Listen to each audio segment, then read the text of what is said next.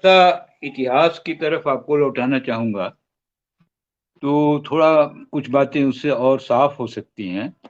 सन 60 में मॉस्को में एक बैठक हुई थी सारी दुनिया की कम्युनिस्ट पार्टियों की। और उसमें माओ त्से-तुंग और उनके प्रतिनिधियों ने उठाया था कि न्यूक्लियर वार लड़ा जाए, क्योंकि वार के माध्यम से कम्युनिज्म बनता है, सोशलिज्म आ जाता है।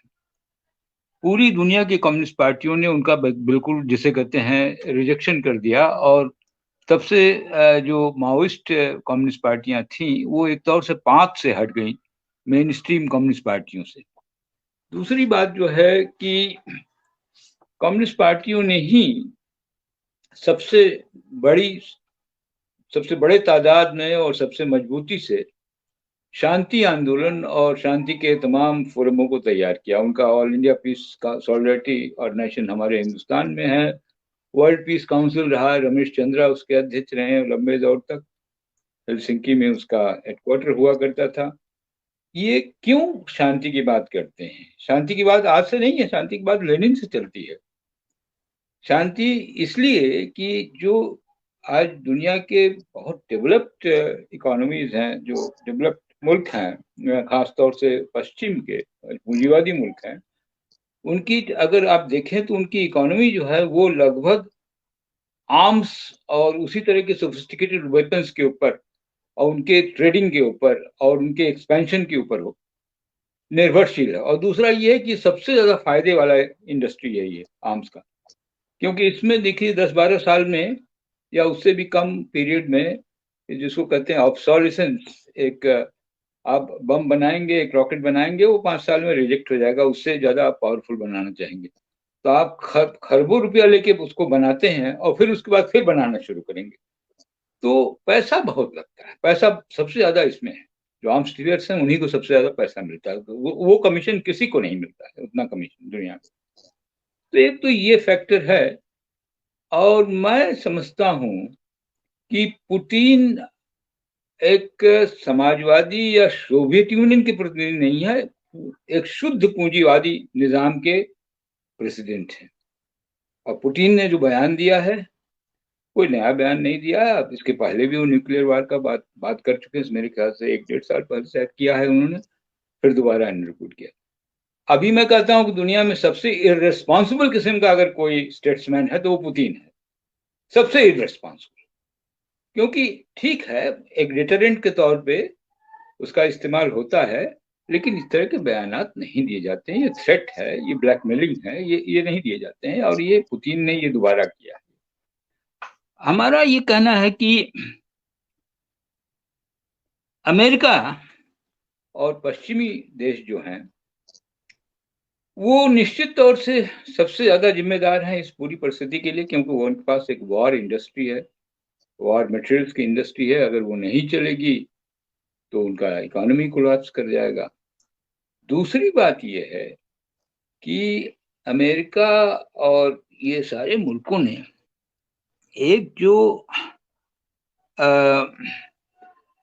समाजवाद तोड़ने की एक राजनीति की थी, जिसके महापुरुष किसिंजर साहब सौभाग्य से आज से 4-5 महीने पहले इस दुनिया से चले गए।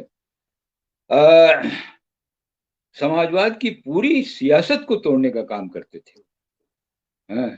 और समाजवाद के जो ढांचे थे उसके भीतर लड़ाई कराने के लिए वो करते थे।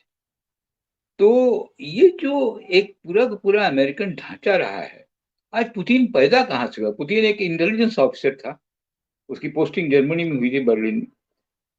और वो एक साम्राज्यशाही, एक रूसी साम्राज्यशाही दिमाग का आदमी है।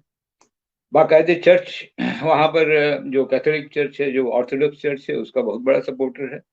जितनी दक्षिणपंथी नीतियां हैं उन तमाम का सबसे बुरी तरह से समर्थक है।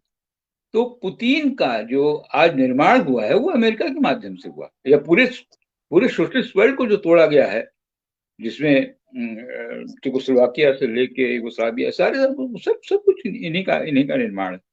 तो ये जो पूरी पूरी शीत युद्ध की लड़ाई थी, जिसके परिणाम स्वरूप एक दूसरी दुनिया बनी, और दूसरी दुनिया स्वाभाविक था कि वो सोशलिज्म की दुनिया नहीं बनी। सोशलिज्म को बुरी बुरी तरह से परास्त किया गया, एग्जिस्टिंग सोशलिज्म जो कुछ ढांचा बना था उस वक्त, और दुनिया को एक शांति की जगह एक युद्ध के मैदान में, प्रॉफिटियरिंग के मैदान में, प्रॉफिट मैक्सिमाइजेशन के मैदान में, और बहुत ही गलीज किस्म के 12वीं शताब्दी 13वीं शताब्दी के युद्धोन्माद से जुड़े हुए राष्ट्रवाद से जोड़ दिया गया। तो ये तो भाई जिन्होंने पैदा किया है वो निश्चित तौर से इसमें दो राय नहीं कि इसमें अमेरिका का सबसे बड़ा हाथ है। किसिंजर साहब का हाथ है, निक्सन साहब का हाथ है, आज तक वो चल रहा है, वो कहीं उसे वो कड़ी टूटी नहीं है। लेकिन अब ये है कि तीसरी चीज, हम एक चीज और कहना चाहेंगे कि बहुत दिन से जो स्ट्रेटेजिक सर्किल है, जो मिलिट्री सर्किल है अमेरिका में और नाटो की, इन लोगों में एक बातचीत चल रही है कि हम क्या युद्ध को दूसरे तरीके से भी लड़ सकते हैं, जैसे इकोनॉमिक सैंक्शन, नंबर एक। नंबर दो, ऐसी ऐसी ऐसे टेक्नोलॉजीज के माध्यम से लड़ा जाए जिससे हमारे आदमी न मरे। देखिए, बड़ा मुश्किल होता है अमेरिका में, जब किसी युद्ध में मरे हुए सैनिकों का कॉफिन आना शुरू होता है तो वो प्रेसिडेंट चुनाव हार जाता है। ये जो भी है, डेमोक्रेसी के कुछ कुछ नियम होते हैं, कुछ उसके इमोशंस होते हैं, उससे ये रिएक्शन होता है। वो नहीं चाहते हैं कि कॉफिन आए, तो वो चाहते हैं कि एक जैसे कि नॉन मैन्ड वॉर सिचुएशन एक बनाई जाए तीसरी। और नेटो का जो मामला है वो तो अपनी जगह पे है, नेटो अपना कायम रहा, पैक्ट खत्म हो गया।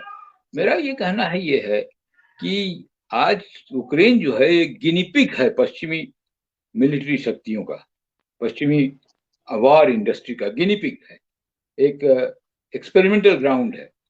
उन्होंने पहले तो रशिया पर सैंक्शन लगाया खूब जम के। रशिया पर सैंक्शन का बहुत ज्यादा असर नहीं हुआ, लेकिन उतना नहीं हुआ जितना हो सकता था। टूट नहीं गए वो, उनकी इकोनॉमी टूटी नहीं। ये सोचते थे कि सैंक्शन लगाने से इकोनॉमी टूट जाएगी, लेकिन उसमें सबसे बड़ी बात है पूंजीवाद ही है, क्योंकि पूंजीवाद को तो पैसा चाहिए। अमेरिका में भी जब ट्रम्प साहब पूरे तौर से चीन के खिलाफ लड़ रहे थे, कर रहे थे, उस वक्त भी अमेरिकन पूंजीपति पूरे तौर से चाहता था कि चीन से रिश्ता बना रहे, क्योंकि उसको फायदा हो रहा था, उसका मार्केट था, तो इसलिए चाहता था। तो ये जो बातें हैं, एक गिनीपिग बना के यूक्रेन को किया जा रहा है। हजारों लाखों लोग मर रहे हैं, बिल्डिंगें टूट रही हैं, पूरा पूरा एक देश तबाह हो गया है। कहीं ना कहीं हमको उसमें रास्ता खोजना चाहिए जिससे कि ये हो सके। उसमें मैं मीठी बोरीवाल से सहमत हूँ कि जो इनका पूर्वी इलाका है यूक्रेन का, उसमें रूसियों की करीब करीब 30 35 40% की पॉपुलेशन है, जो भाषा उनकी बोलते हैं, और कुछ उसमें रूसी मूल के भी हैं। हमको लगता है कि वो अपनी लड़ाई लड़ रहे हैं, वो यूक्रेन के साथ नहीं रहना चाहते हैं। और वो बात सही है कि जैसे बांग्लादेश को हमने रिकग्नाइज किया था, और बांग्लादेश को बाय द वे अमेरिका ने नहीं रिकग्नाइज किया था, पाकिस्तान के उस समय की रूलिंग जो सर्किल थी उसने भी नहीं किया था, उसी ने तो क्रिएट किया ये सब चीजें। तो हम समझते हैं कि उस तरह की परिस्थिति है और एक निगोशिएशन हो सकता है अगर इन सब प्रश्नों को लिया जाए। अब यह है कि लोग सीरियस हों और